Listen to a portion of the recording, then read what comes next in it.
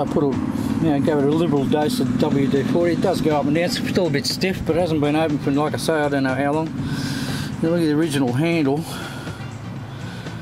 It's pot metal and plastic coated, and that's about giving it up. Now in the front, you can see those handles. They're off a 1950 Holden, an FJ Holden. So next time I go out the swap meet, I'll go and get another couple. I'll get 2 more handles and 2 more winders. But okay, so I know what I'm up against now. What you got here, bud? 35. It's out at 135 coupe. Okay. Customer? No. Customer? No, it's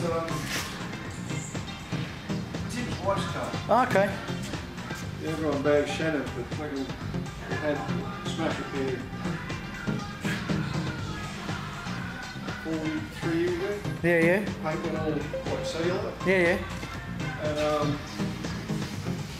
the guy who painted it, they said take it back to what I hated, he didn't want to fix it, so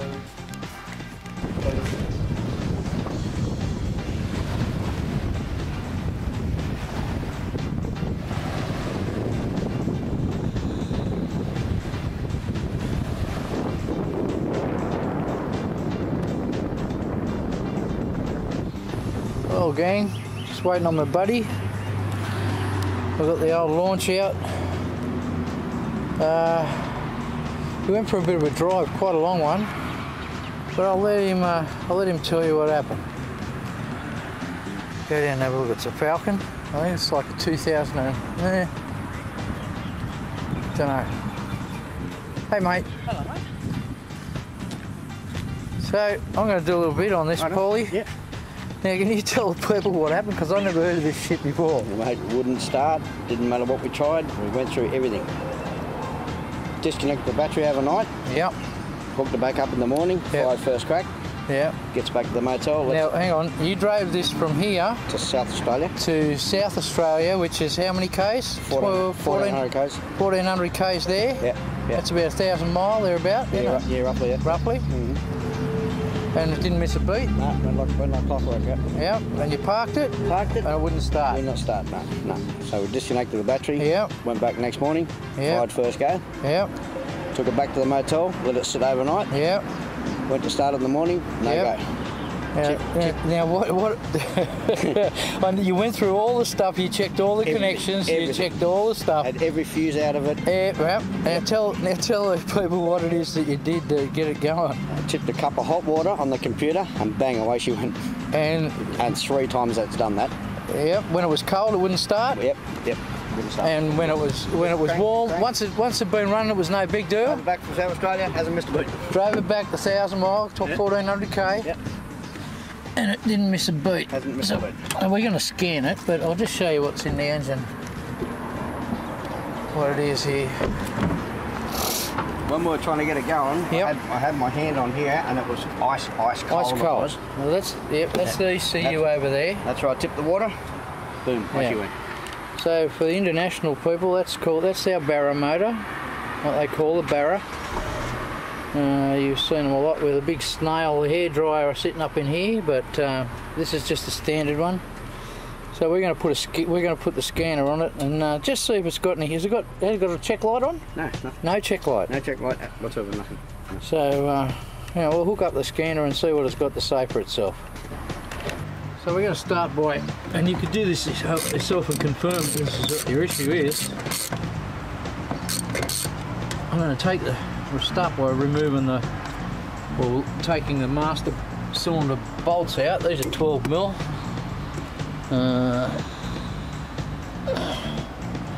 Just pull this switch out of there, brake fail switch. I'll have to get in there with an Espanol.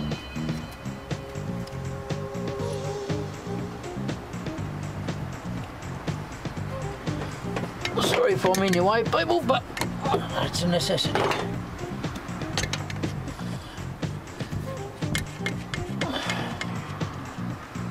So we take our 2 nuts off. and we just pull the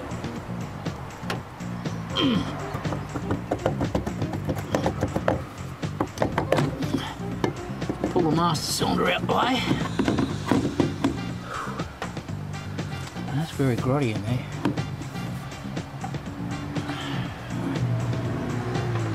So you can see, I think, can you see it? Just in, you can't even see it. In there I'm going to have to pull that. You see that little rod in there? Oh, hang on, back out again. That little, you know, the little rod, you can see the tip of it right there. I've got to pull that out a bit and screw its thread back in. So I can hold you up there. So after much wailing and gnashing of teeth, we've got him off. And if you can see the shiny spot, is it in my camera? It's just reflection. You can see the shiny spot just there. That's the bottom of the guide and the valve stem. And she's shiny. And she's shiny. So that guy and that guy. Whereas opposed to these ones, look, they're dry. So there's our problem. So there we go. That's the first offending piston. Compression rings, nice and free. Look. Oil rings, she's locked in there. Huh, okay. So, yeah, put a set of rings in, it's the right thing to do. Wear on the piston, yes it has.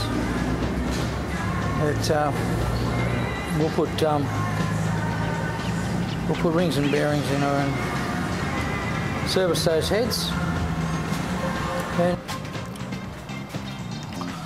I've had the charger on for a little bit. Says it is charging. I think she'll be alright. Today to anyone that can see there. People you might know, people you don't know. How you all doing?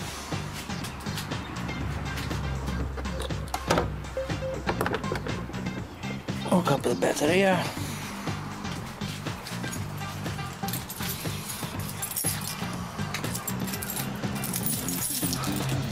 Now these things, these Holden engines were notorious. Sorry, it's a bit dark in here. What can I do? Hang on, I'll be back. So we've got a hold up on this. One of the guys there lives up in Canada, Chef Tush, said he was engine like this was diagnosed with low oil pressure because of seals. There's a whole heap of seals. There's one in behind here. One in behind here. I have one here, one here, one here, and a couple in, one in here and one in behind here. So if there's any of those seals, Tush, you have to take this whole business off, the whole front right off like that. Here we have a look at it. It's these guys drove it until it stopped. It's a courier van, by the way, and they're just drivers. They don't own the thing, so they don't give a shit, you know.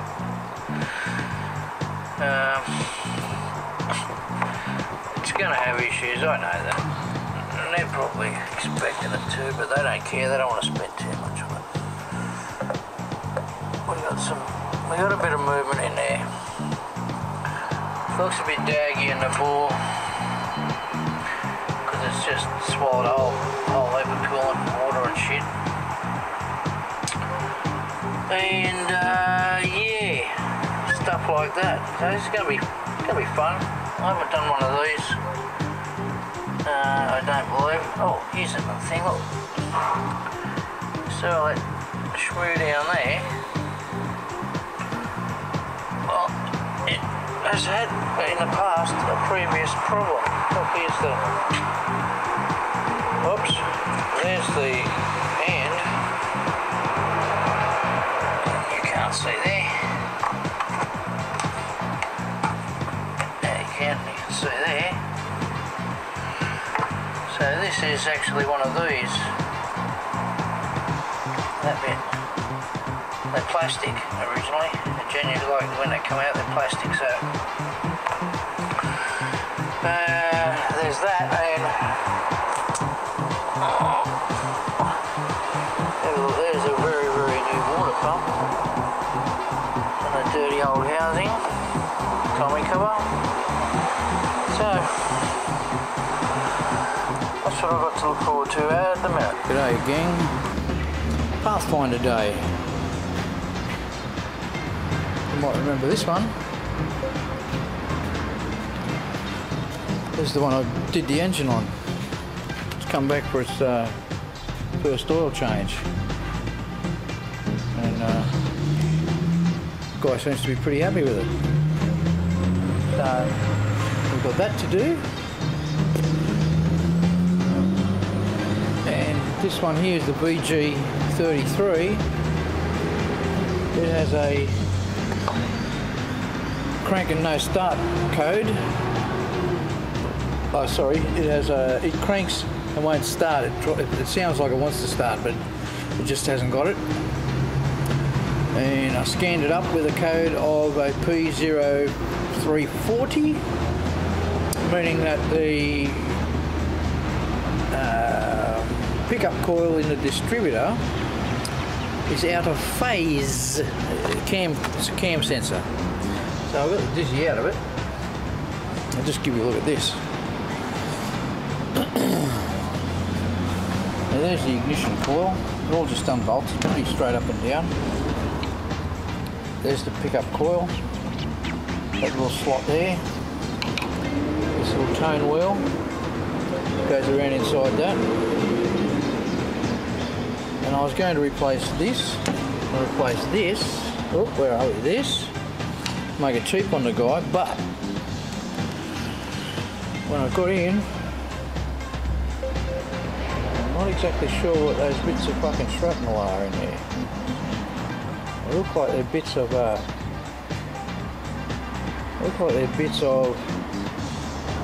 I don't know, like a bearing carrier or something. I can't see any bearings in there though. And if we have a look here, you can see where it's been building up against the side of the coil there. So we've got to do a whole dizzy on that one. Yeah, there's the head off. And nothing looks in bad shape. I don't see any seats that have been smashed down into the head or anything. No valves, nothing looks like it's anything really. Other than the fact she's sooty. Now it's had a lot of soot. Well, it's got a lot of soot. It's probably because he's either driven it on the choke too much, or maybe the carburetor's not real well. There's nothing really concerning. There's no massive ridges there. That's a genuine gasket. So I'd say this head's never been off. As you can see, Holden written in there. That part number. I believe that is a genuine gasket.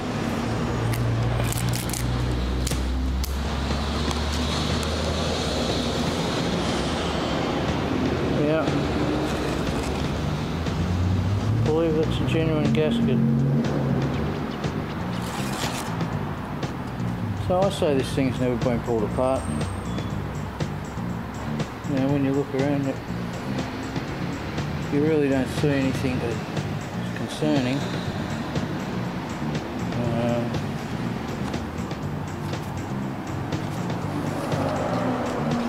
Well, maybe it was might be starting to go there, maybe, or there, maybe. Yeah, probably there. Starting to go. It would have gone at some point. I expect it would have failed there eventually. But otherwise, that's not bad. Well, it's all but. I've just got to put the radiator in. And yeah, it's really coming along nicely. Well, I made it back. That's a good sign. It's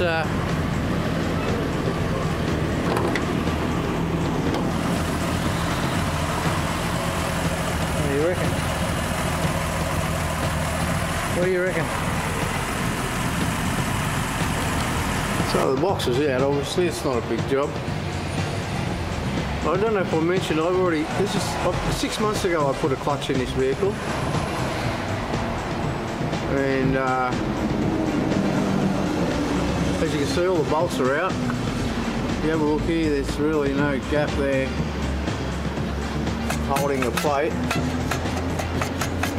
No pressure on the actual plate itself, so it's run out of material, friction material. We'll see how badly shortly, but there's something else rattling around in there too, so hang on a moment, I'll just pull that off the flywheel. We'll have a look at it. That's the little locator that turns the whole clock spring mechanism. You see, it's now secured. Look at our little notch there. There's our little notches. All lined up. Happy days. Just like they were. Tighten that nut back up. We'll throw the cover back on. Oh, no, not quite enough in it, I don't think. Tell you what will work. Yeah. What might work is the battery out of the cooler. I can't get the cunt out. Why is that? Oh, it's a big heavy duty cunt. I haven't got enough strength on my arms to lift it out of the box. All right.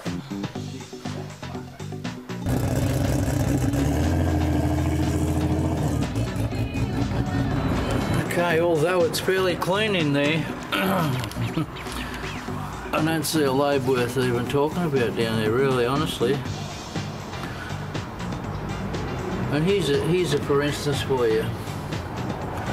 You look at these. Look at these lifters. You see where they're almost flush with that surface there. This fella here. Well, those valves are closed, and you see how flush they are with it. Now look over this on this other side here, where this offending one is. You see?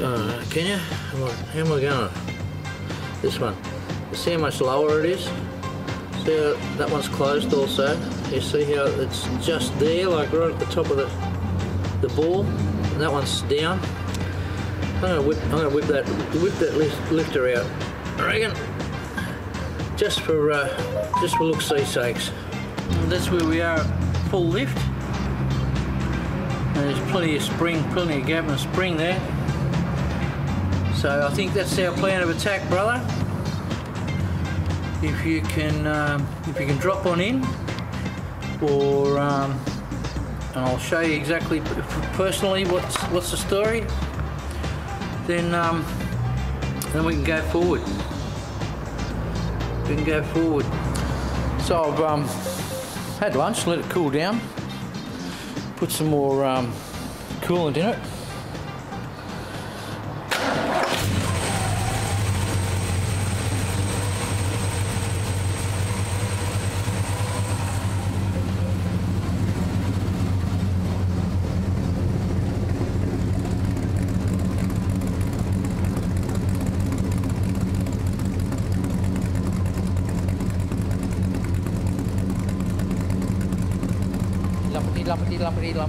Lumpity, not very lumpity, but it's there. It said power on, but didn't have any light saying it was charging, and that's because this actually won't activate until if the battery itself has got under I think 2.5 or 3 volts. It won't activate. It just says that, you know, what's the point?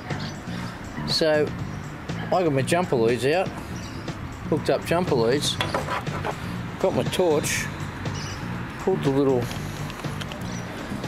pack out of it, positive to there, negative to there, onto the battery, that thinks we've got power, some power in the battery, and away she goes. That's been on for quite some time. This thing's been absolutely dead. So if you're hooking up a battery charger and you find that it just won't come on because there's nothing left in the battery, so you can trick it into action. Pull out, you know, 4, 5, 6 volts or something, and she'll come back on. So as we step in, oh, I think it was there we go. Oh, sorry, pardon me. We'll turn the light on. The interior light there. There's a light switch over here. Look, there we go. So I got light. As you can see, I got the nav man hooked up there. And of course they come with a mile of wire, but you know, we store that in the glove box, so straight away you see we've got that. But anyway, I'll pull that out of the way for a bit. Nothing special in there actually, but you know, it's just black. And actually, if you look in there really close, I'd like to say there's no nuts and bolts and shit left over, mate, but I can't fucking guarantee it on this one. Sorry, pal. But yeah, you want to try it, mate? We'll see what happens. Well, fingers crossed. See how we went. Not quite enough in the old battery by the sound of that. Well, after cutting a mile of wire out,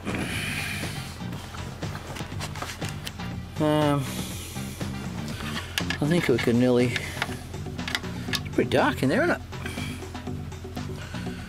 I think I can nearly hook the battery up. Let's see if we don't, make sure we don't have sparks and flames and fire and stuff. And I'll go to that wire, I'll make sure I can find the right one under there. And hook that fella back up. So as you can see, that's where I've got to drill the hole out. It would have had a crossover exhaust on the old manifold, and it has a shield down here, tin shield, that stops that hot oil or the oil from going up and touching on the bottom of the manifold when it's hot from the exhaust going through the port there, crossing through. And they used to fume fairly seriously if that plate came off. Yeah, well, we're making noise.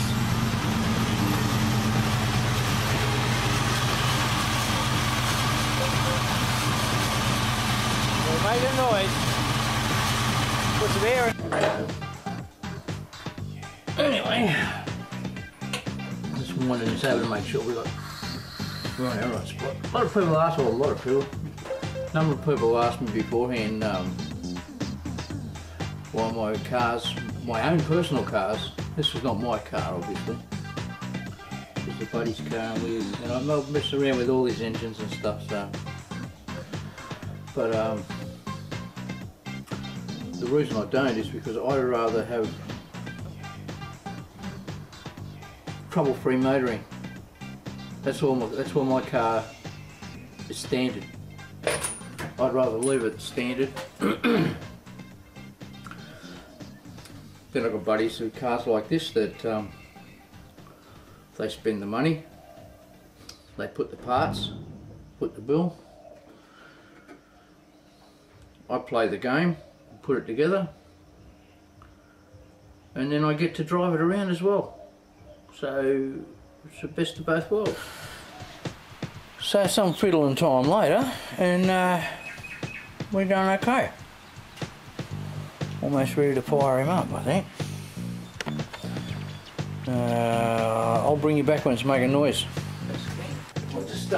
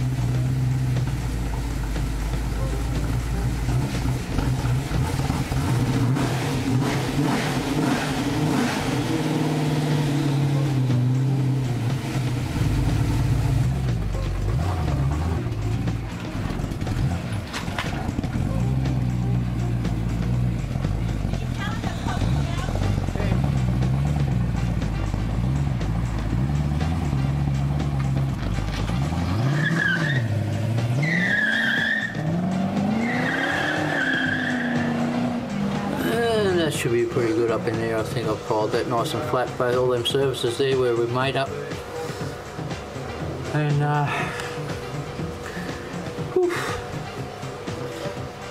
she's got warm all day. We've got a bit of a hot spell here in Australia, especially in this part of Western Sydney, New South Wales. We were 37 yesterday, we're 36 today, Celsius, and it's only just spring. So here he is, my little Willie.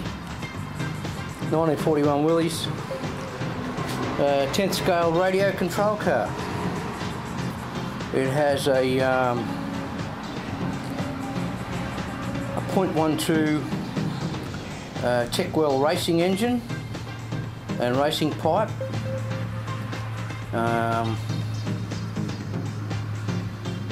Yeah, the vintage style wheels.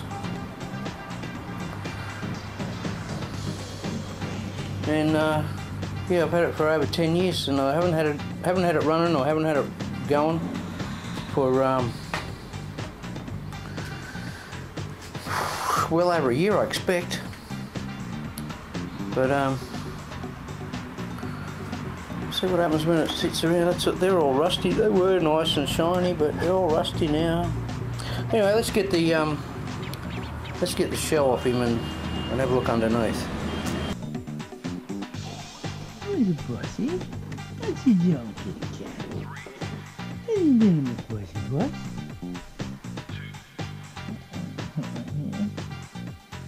Oh, kitty cat. Nice and comfy, little pussy. Oh, you are you, pussy? 4 months, 5 months? Oh, is that all? No, Maybe more? no. Come on, mate. It's been here for a. It's got. I think it's got bloody artifacts underneath it, hasn't it? Yeah, probably. Yeah, maybe 4 months. All right, we'll just see how that goes.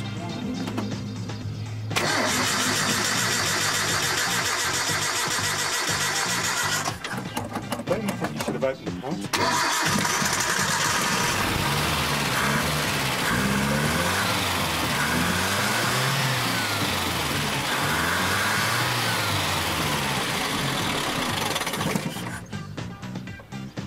Well, it made noise. Yeah, this is what I've done before. Wouldn't idle. It ran. All right, okay. So we want to idle him up. Yeah. All right. Well, we can do that. We'll just get some more screwdrivers and things, and we can just idle him up. I'm going to go and mask it. See what happens. Flat screws on. Yes, please. Well, gang. This lady brought this car in and said it's got a bit of a noise, and I just keep turning up the radio louder. I don't know how long this noise has gone on, but you can see there's been scraping there on the rotor. I don't know if we can actually. Can you see in there? Can you see how much that moves around?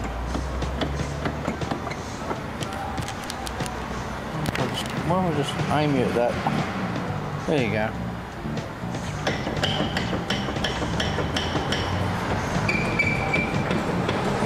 Guess you can see that.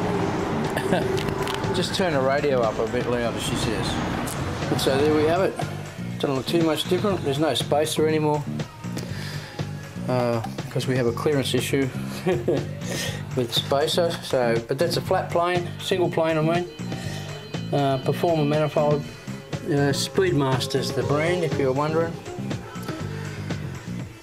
And I expect it's going to start just like any other time. We've just got to run this hose further up the front here.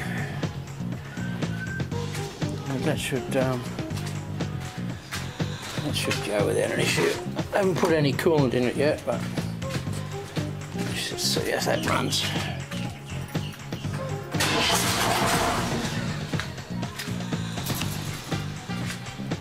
What the hell was that noise?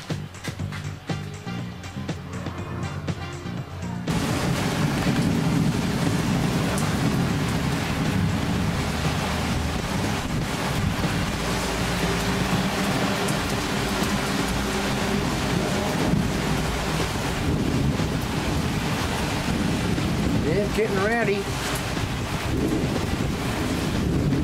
Rowdy and windy.